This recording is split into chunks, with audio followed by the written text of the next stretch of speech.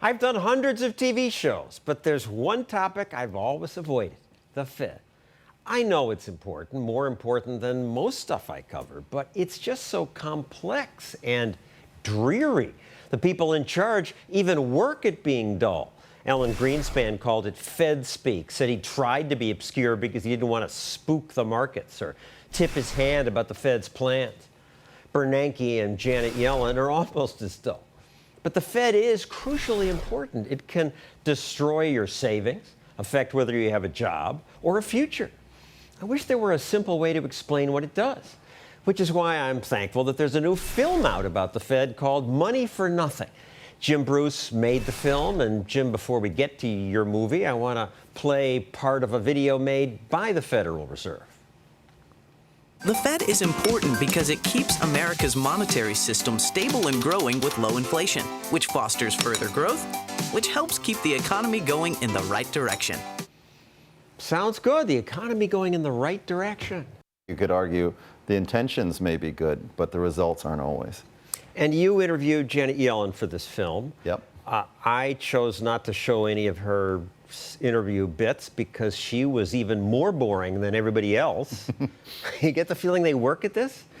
I think since Greenspan, there's been this tradition of the Fed trying to operate, outside of the limelight, behind the curtains a little bit, and not give away its policies. What I especially like about your film is that it covers the rationale for the Fed, the good intentions behind it, and how those intentions sometimes made things worse. The current Fed was created to reassure people when a bank failed.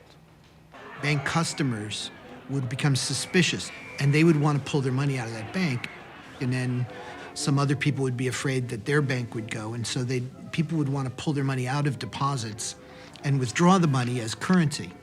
The banks would not have the currency to pay out, and they would just close their doors. The Brits have the Bank of England, and the Germans have the Reichsbank.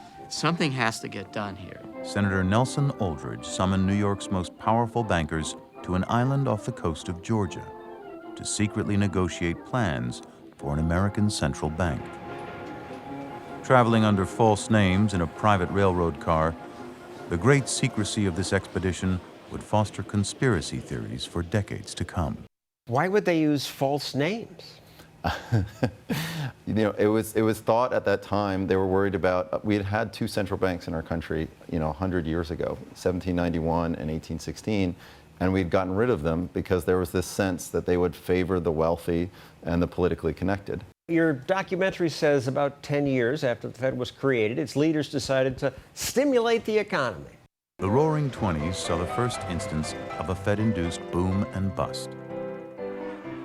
At first, the Fed's low rates unintentionally helped fuel stock market and debt bubbles. An alarmed Fed then clamped down, raising rates aggressively in 1928 and setting the stage for a recession and stock market crash. The current Federal Reserve Chairman, Ben Bernanke, has said, we did it, we being the Federal Reserve. We caused the Great Depression, and we won't do it again.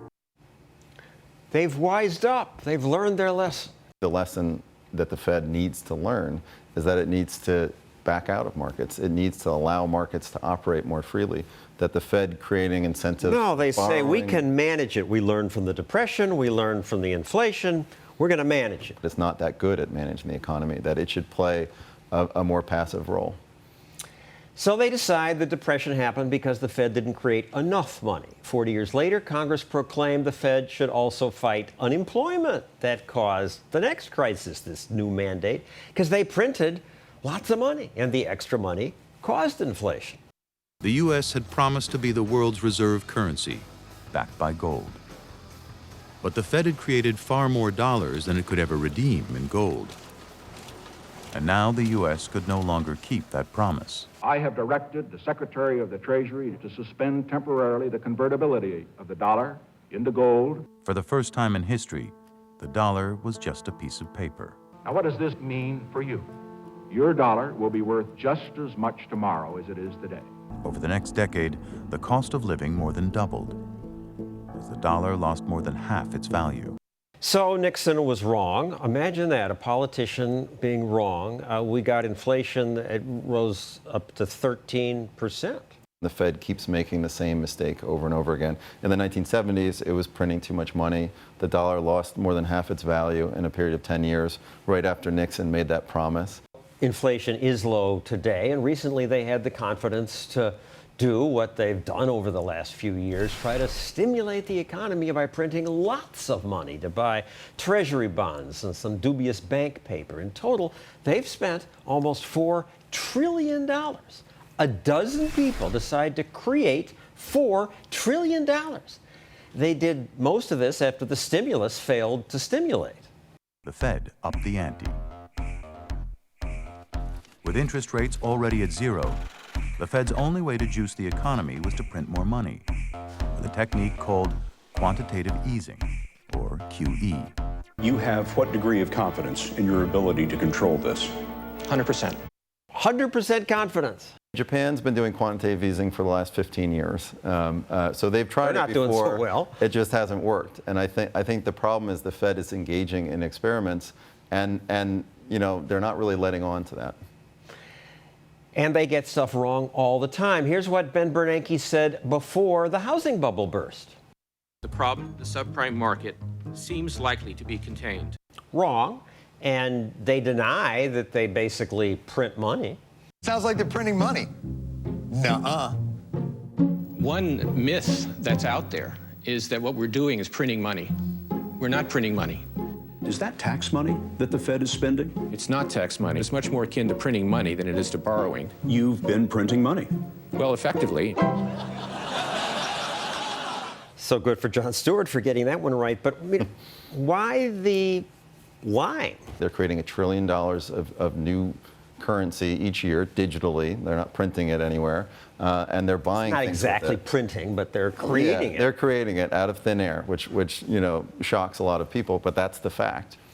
The line in the movie that most touched me was when you say that these two Fed chairmen, appointed by Republicans and Democrats, have increased central planning in our economy more than ever in history, in secret. They're at $500 billion of mortgages. They're the biggest player in the housing market. By far. With $2 trillion or more of government debt, they almost have twice Central China. planning. It So, didn't work in communist countries. Throughout history, we've seen that market economies do better than centrally planned ones. And the question is, knowing that, why, in the wake of the crisis, why are we choosing to give the Fed more power and influence? In the film, we argue they should start handing that power back to the markets. Thank you, Jim Bruce.